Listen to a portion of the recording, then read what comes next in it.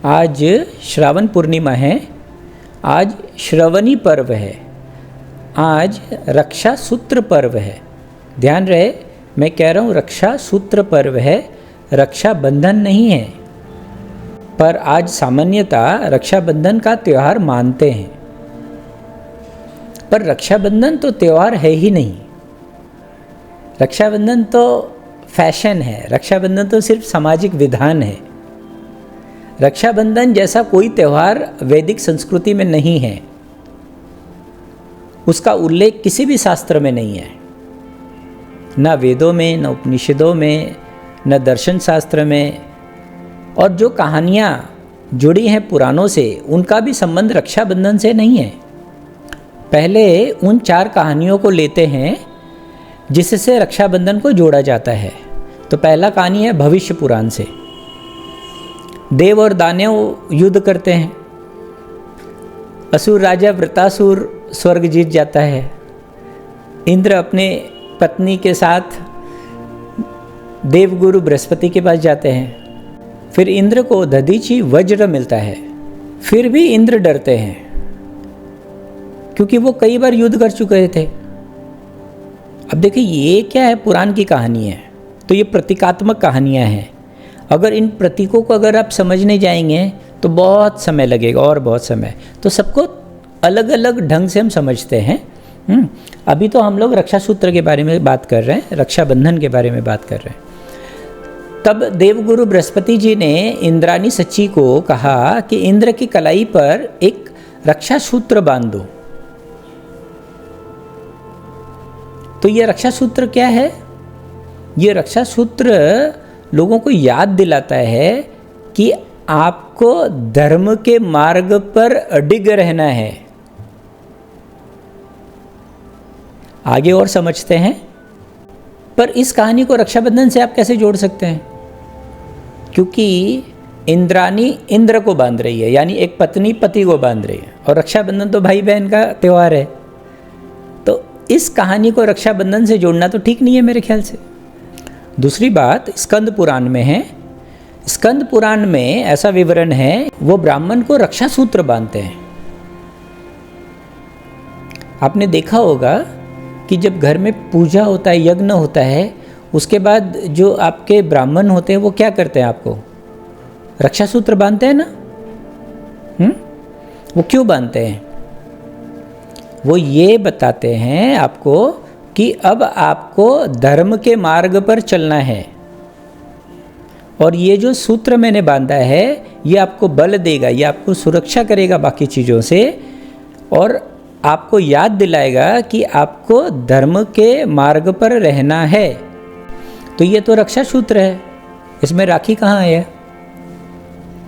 हाँ, इसको राखी बंधन से आप कैसे जोड़ सकते हैं? तीसरी कहानी स्कंद पुराण से है। तीसरी कहानी में यम और यमुना की कहानी है। यमदेव यानी यमराज, वो लोगों को कर्म के अनुसार लोगों को पनिश करते हैं। उनके पास समय नहीं रहता है, वो बहुत बिजी रहते हैं। अब देखिए, सब प्रतीक की बातें हैं। तो उनकी जो बहन है यमुना, वो चाहती है कि उसका भाई आए, लेकिन वो बहुत बिजी हैं। तो बहुत निवेदन करती है, तब जाके यमदेव उनके घर जाते हैं। तो बहन बुलाती है तो भाई जाता है, ये कहानी है। तो बहन बहुत खुश होती है, उसकी आरती उतारती है और रक्षा सूत्र भी बांधती है। तो भाई बहुत प्रसन्न होते हैं, यानी यमराज जी बहुत प्रसन्न होते हैं, कहते हैं कि मैं बहुत प्रसन्न हूँ, तो मुझसे वर मांगो। तो यमुना जी व्रत रखती हैं और उसके उपलक्ष्य में उनसे वरदान मांगती हैं कि आज के दिन, यानी वो दिन होता है कार्तिक महीने का शुक्ल द्वितीया, उस दिन जो व्रत करेगा उसको यह सिद्धि प्राप्त होगी कि उसको यमदेव का प्रकोप नहीं सहना पड़ेगा। और ये वो त्यौहार है भाई दूज का। अब उस कहानी को रक्षाबंधन से तो आप नहीं जोड़ सकते, यहाँ रक्षाबंधन की बात हो रही है, ठीक है। अच्छा, चौथी कहानी है महाभारत से। इस कहानी को सबसे ज़्यादा लिया जाता है। इस कहानी में क्या है कि किसी कारण कृष्ण जी का उंगली कट जाता है और द्रौपदी तुरंत जो है देखते ही अपनी साड़ी का पल्लू का एक हिस्सा फाड़ लेती है, फाड़ कर उसके उंगली को बांधती है। तो ये लिया जाता है कि भाई उस दिन से रक्षाबंधन शुरू हुआ, लेकिन कोई ऐसा प्रमाण नहीं मिलता है, क्योंकि उसके बाद तो किसी ने ऐसा नहीं जाना कि द्रौपदी ने राखी बांधी या रक्षाबंधन बनाया। और कृष्ण और द्रौपदी तो बायोलॉजिकल ब्रदर एंड सिस्टर थे भी नहीं, वो मुँह बोली बहन जैसी थी, उसको तो सखा कहती थी। हाँ, तो इस कहानी को भी पूरा रक्षाबंधन से नहीं जोड़ा जा सकता है।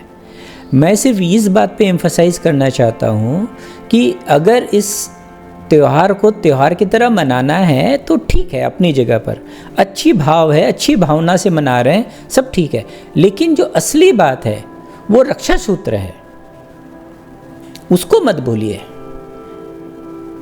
आप कोई नकली चीज़ के लिए असली चीज़ मत भूल जाइए। असली बात क्या है? रक्षा सूत्र है। तो मैं रक्षा सूत्र को आपको समझाना चाह रहा हूँ कि रक्षा सूत्र क्या है, रक्षा सूत्र का पर्व क्या है। और उससे बड़ी बात है श्रवणी पर्व है आज।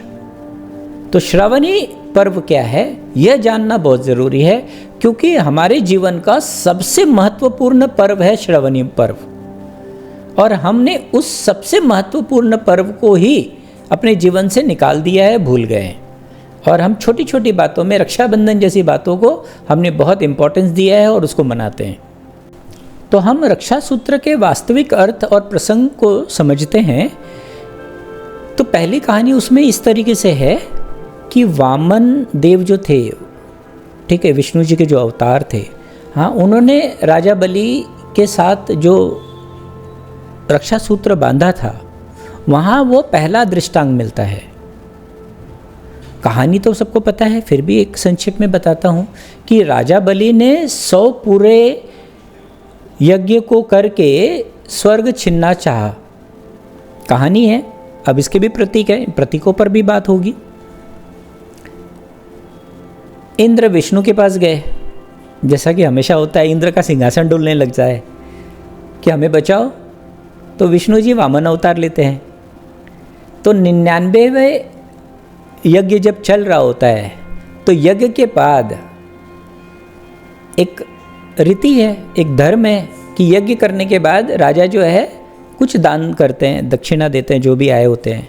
विष्णु जी वामन अवतार लेकर यज्ञ में पहुंच गए और राजा बलि के सामने खड़े हो गए और उन्होंने कहा कि मुझे दान चाहिए।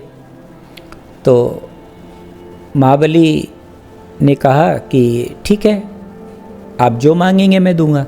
तो वो बोले मुझे सिर्फ 3 पग ज़मीन दे दो। तो एक तो वो वामन, यानी इतने छोटे से पाँव उनके, बोले 3 पग क्या, आप 300 पग मान लेते, 3000 पग मांग लेते। बोले नहीं, मुझे सिर्फ 3 पग ही चाहिए। तो थोड़ा संदेह हुआ कि क्या बात है। तो बाकी कुछ लोगों ने टोका भी कि रुकिए। तो लेकिन वो तो नियम था और वो बहुत धर्म के प्रति बड़ी उनकी आस्था थी कि जो धर्म है वो तो निभाना ही है। तो वामन देव ने क्या किया कि उनसे प्रतिज्ञा ली कि मैं जो आप जो कह रहे हैं कि वो आप उसे पूरा करोगे। तो उसके लिए उन्होंने 2 चीज़ें कराई। एक तो क्या है कि जल प्रण कराया कि जल हाथ में लेकर आप प्रण लो, और दूसरा उन्होंने रक्षा सूत्र बांधा।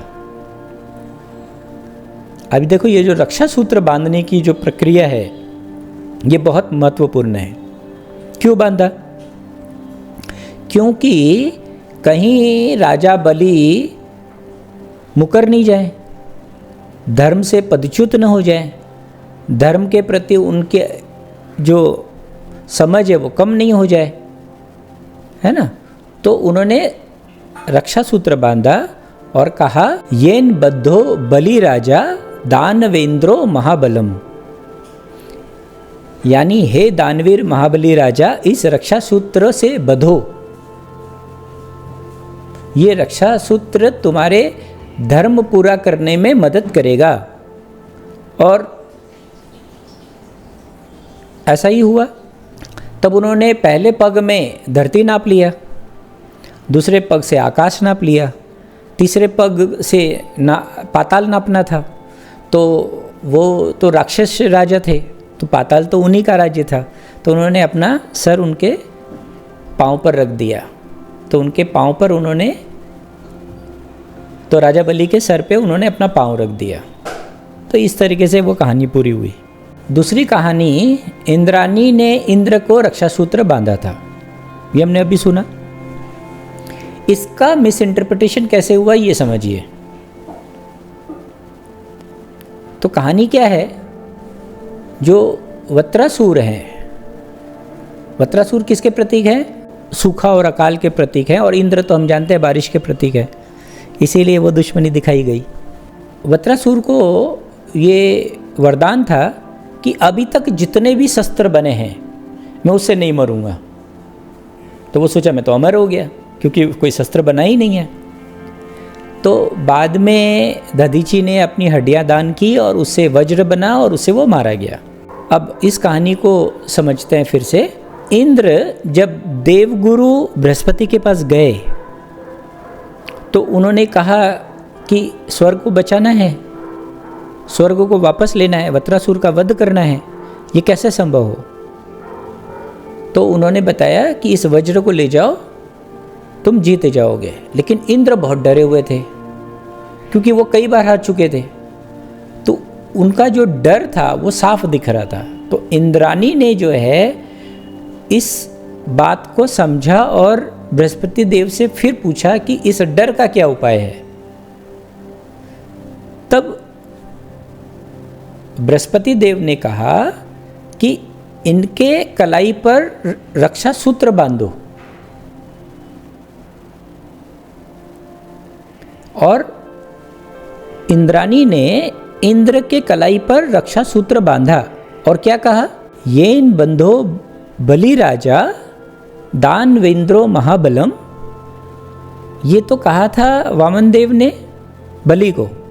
अब दूसरा लाइन जो इंद्राणी इंद्र को कह रही है, तेन त्वम प्रतिबद्ध नामी रक्षे माचल माचलम, यानी उसी धागे से मैं तुम्हें बांधती हूँ, हे रक्षे तुम अचल रहना, अचल रहना, यानी इंद्र का मन विचलित न हो जाए, डर नहीं जाए, धर्म को पूरा करने में अधूरा नहीं छोड़ दे। तो देखो ये रक्षा सूत्र का अभिप्राय क्या है। जो ब्राह्मण लोग हैं वो यजमान के हाथ पर बांधते हैं, उसकी कलाई पर, किस लिए बांधते हैं? कि वो धर्म के राह पर चलें, धर्म को हमेशा याद रखें। इंद्राणी ने भी इसलिए बांधा था। और अगर वर्तमान स्थिति में हम रक्षाबंधन को भी लेते हैं तो देखो, हम एक तो ये रक्षाबंधन को इस तरीके से मनाते हैं कि भाई बहन का त्यौहार है, ऊपर से जो तार्किक लोग हैं, पढ़े लिखे लोग हैं, वो इसकी बड़ी निंदा करते हैं। यहाँ तक कि जो बड़े बड़े गुरु हैं वो भी इसकी बहुत निंदा करते हैं। वो कहते हैं कि देखो कैसा समाज है कि एक बहन को सुरक्षा की ज़रूरत है, क्योंकि सामान्य ज्ञान ये है कि बहन भाई को राखी बांधेगी और भाई बहन की सुरक्षा की गारंटी देगा, यही माना जाता है, इसीलिए राखी मनाया जाता है। अगर इस मान्यता से चलें तो जो समझदार तार्किक लोग हैं वो तो इसकी निंदा ही करेंगे कि ये बात तो गलत है, कि समाज क्या इतना बुरा है कि हर बहन को भाई से सुरक्षा मांगनी पड़े। इसका मतलब तो यही हुआ ना कि समाज गलत है, समाज में व्यभिचार है, उसको सुरक्षा की ज़रूरत है, सुरक्षा की ज़रूरत है, इसका मतलब लोग दुष्ट हैं। हाँ, तो ये सदियों से दुष्ट सभ्यता चली आ रही है। ऐसा नहीं है, ये जो समझने में भूल हुआ है वैदिक शास्त्रों को, उसका कारण है, उसका परिणाम है ये। अब देखिए, वैदिक शास्त्रों में पहली बात तो रक्षाबंधन जैसी कोई चीज़ नहीं है, रक्षा सूत्र है। और रक्षा सूत्र कितनी अच्छी बात है कि यजमान को रक्षा सूत्र बांधा जाता है कि वह धर्मपरायण हो, धर्म से हमेशा बंधा रहे। उसके लिए रक्षा सूत्र बांधा जाता है।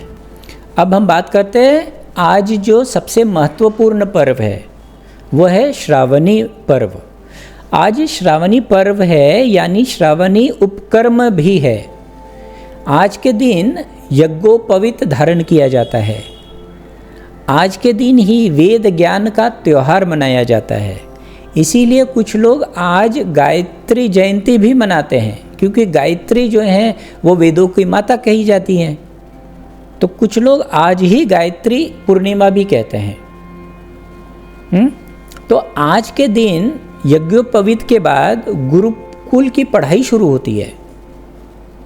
आज के दिन ही मनुष्य, जो कि मनुष्य जन्म से तो शूद्र होता है, हाँ, ब्राह्मण होने की शुरुआत करता है। जो ब्रह्म को जानता है वही ब्राह्मण कहलाता है। जन्म से कोई ब्राह्मण नहीं होता। तो ये जीवन का सबसे बड़ा पर्व है। क्यों? क्योंकि ये मोक्षदायी पर्व है। देखो, हमारे जीवन में 4 पुरुषार्थ पूरे करने होते हैं। तो हमने 4 पुरुषार्थ को स्थापित करने के लिए 4 पर्व मनाए हैं। पहला पुरुषार्थ है धर्म, फिर अर्थ, काम और मोक्ष। तो धर्म जो है उसको स्थापित करने के लिए हम विजयादशमी मनाते हैं, दशहरा मनाते हैं। अर्थ के लिए दीपावली मनाते हैं। काम के लिए होली मनाते हैं। तो मोक्ष के लिए क्या है? मोक्ष के लिए है श्रवणी। श्रवणी के दिन क्या होता है? गुरुकुल शुरू होता है, वेदों की पढ़ाइयाँ शुरू होती हैं। तो वेदों की पढ़ाई से ही तो ब्रह्म ज्ञान मिलेगा, उसी से तो आपको मोक्ष मिलेगा। तो जो चौथा पुरुषार्थ है मोक्ष, उसके लिए श्रवणी पर्व है।